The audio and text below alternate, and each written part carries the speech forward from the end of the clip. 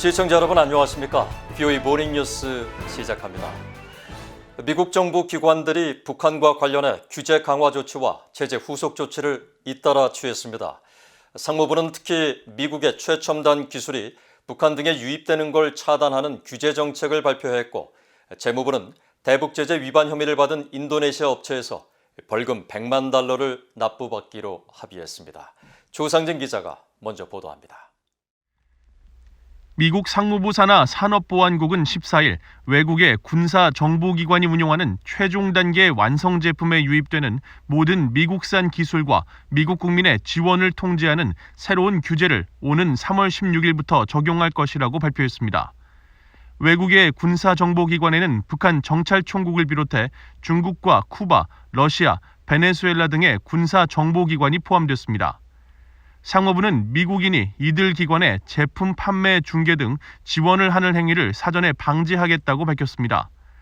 특히 중국과 러시아를 비롯해 북한 등 테러 지원국과 제재 대상국을 상대로 한 교역의 작용 요건을 강화하고 기존 군사 목적에만 적용되던 최종 사용 통제 제한품 범위를 모든 제품군으로 확대하겠다는 입장을 밝혔습니다.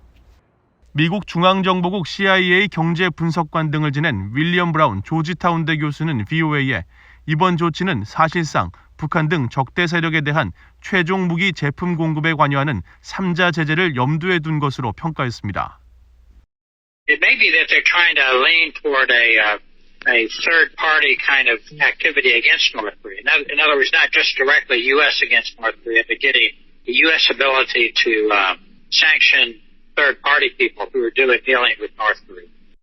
상무부는 또 지난해 5월 15일 도널드 트럼프 대통령이 내린 행정명령 13973호에 의거해 정보통신기술 서비스 보호를 위한 장관의 잠정 최종 규칙을 발동했습니다. 이 행정명령은 외국 적대 세력들에게 통제나 영향을 받는 개인이나 단체가 정보통신기술 거래 과정에 연루됐다고 판단될 경우 이들을 규제하는 것으로 북한은 중국, 러시아, 이란, 쿠바, 베네수엘라 마두로 정권과 함께 미국의 7대 적대 세력으로 규정됐습니다. 미국 재무부 산하 해외자산 통제실도 14일 보도자료를 통해 대북 제재를 위반한 인도네시아 업체가 벌금을 납부하기로 한 사실을 발표했습니다.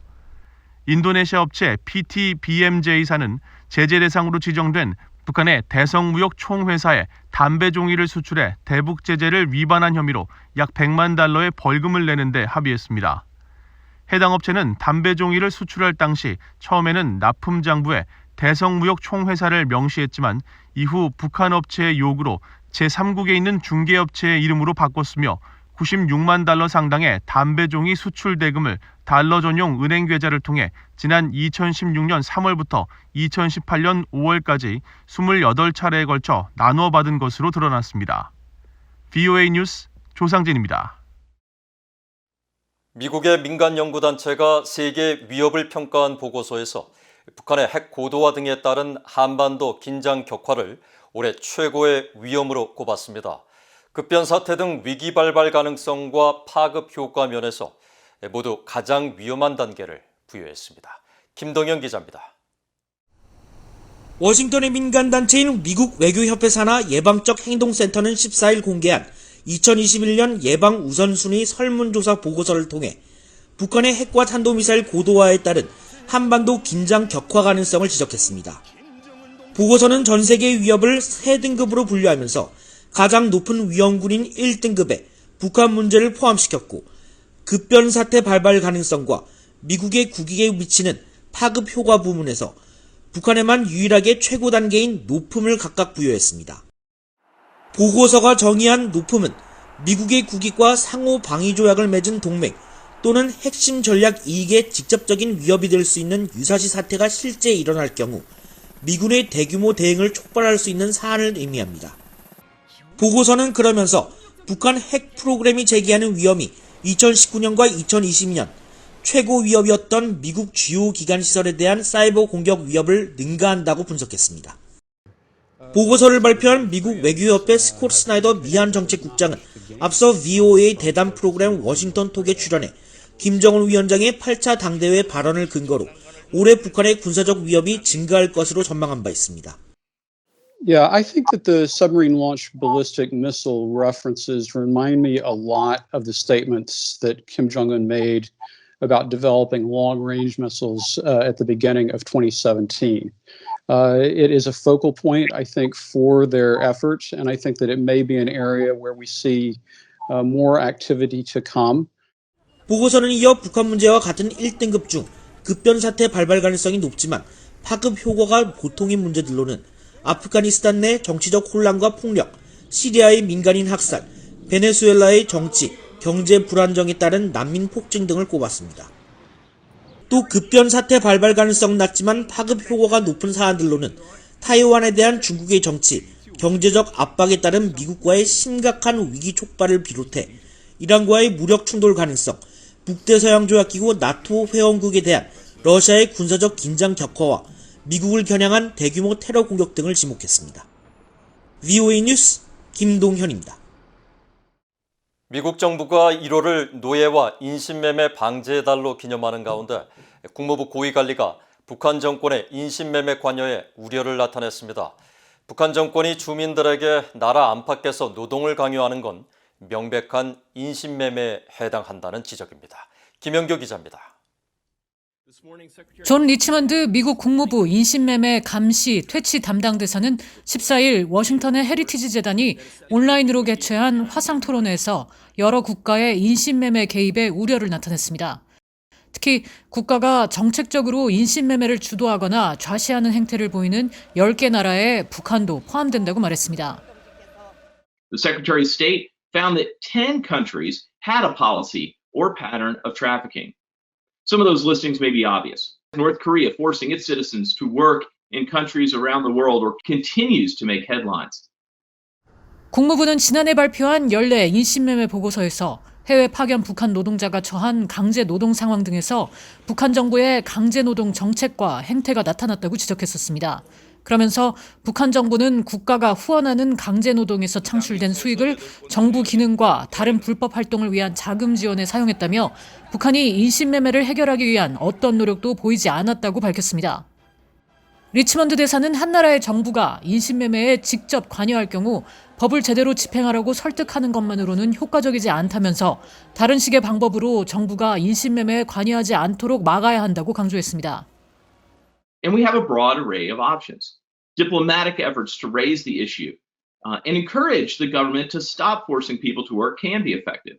There are many multilateral forums that can be mobilized. Sanctions and tethering trade to human rights concerns should also be considered. 리치먼드 대사는 국무부가 해마다 발표하는 인신매매 보고서가 정부가 승인하는 강제 노동이라는 장기적인 문제에 관해 관심을 집중시키기 위한 좋은 방법의 사례라고 말했습니다. 국무부는 지난해 관련 보고서에서 북한을 최하위인 3등국으로 분류하면서 18년 연속 최악의 인신매매 국가로 지정한 바 있습니다. 특히 북한은 어린이 노동과 강제동원 노역, 해외 노동자 착취 등을 일삼는 인신매매 후원국으로 북한 정권의 억압 때문에 많은 주민들이 탈북을 선택해 기착국에서의 인신매매 위험에 취약한 상황으로 내몰리고 있다고 지적했습니다. 하지만 북한 당국은 인신매매 문제에 경각심을 높이는 노력이나 외교관들에게 관련 근절 교육조차 제공하지 않고 있다며 강제노역 중단과 개선을 촉구했습니다. 리치먼드 대사는 지난주 미국 정부가 기념하는 노예와 인신매매 방지의 달을 맞아 인신매매 범죄자들에 대한 기소를 늘리고 표적 예방 강화를 핵심으로 하는 4대 희망 전략을 발표했었습니다. VOA 뉴스 김현경입니다. 북한 정권이 석 달 만에 또다시 열병식을 열어 규모가 더 커진 신형 잠수함 발사 탄도미사일 SLBM과 전술미사일을 공개했습니다. 조선중앙TV 등 북한 관영 매체들은 15일 김정은 국무위원장이 참석한 열병식 장면을 공개했으며 신형 잠수함 발사 탄도미사일 SLBM과 북한판 이스칸데르로 불리는 신형 단거리 탄도미사일 KN-23 개량형 전술미사일도 공개했습니다. 하지만 지난해 열병식과 비교했을 때 신형 대륙간 탄도미사일 ICBM을 동원하지 않았고 열병 종대의 규모도 지난해에 비해 3분의 2 수준으로 축소한 것으로 나타났습니다.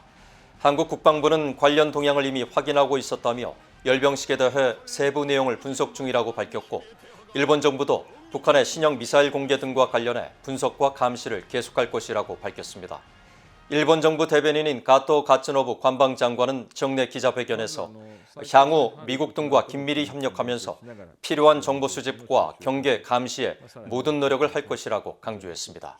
또 기시노부오 방위상도 미국, 한국과 공조를 통해 정보를 수집하고 있으며 북한의 SLBM 등 각종 탄도미사일 공개는 군사력 과시 움직임으로 분석하고 있다고 말했습니다.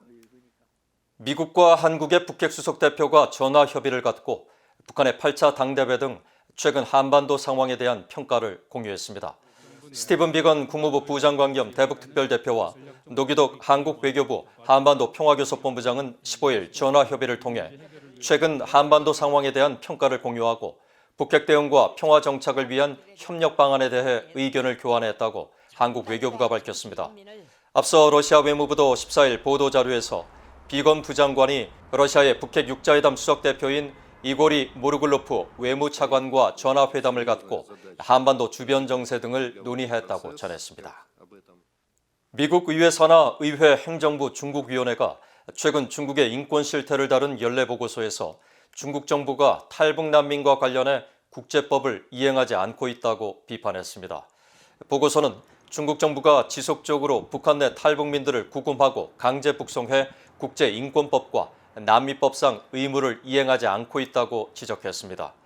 이어 중국 당국이 중국 내 한국 선교단체 등 탈북민들을 돕는 지원단체들에 대해 단속과 추방을 강화하면서 탈북난민 구출 활동이 크게 위축됐으며 신종 코로나 바이러스 사태로 중국과 북한 당국이 국경을 봉쇄하고 검문 검색을 강화하면서 탈북민 지원도 타격을 받고 있다고 밝혔습니다.